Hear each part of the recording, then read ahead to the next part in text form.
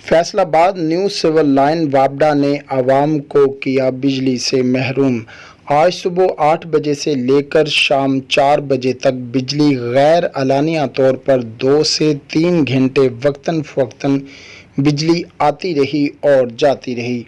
New civil line के बच्चों ने बिजली बंद होने पर भी खूब खेल का मुजाहरा किया और बच्चों ने वज़ीर आज़म से अपील की, तब्दीली आ गई है, लाइट नहीं आई, और कहा कि बत्ती छोड़ दें या हमारी जान छोड़ दें।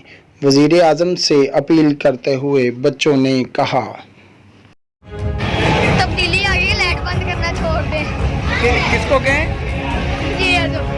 वज़ीर आज़म को क्या कहें? लाइट बंद ना करो। तब्दीली आ गई है। तब्दीली आ गई। हाँ भाई, आप इधर खेल रहे हो, क्यों खेल रहे हो? ऐसे ही बच्चे सारे खेल रहे हैं, मजा आ रहा है। मज़ा आ रहा है।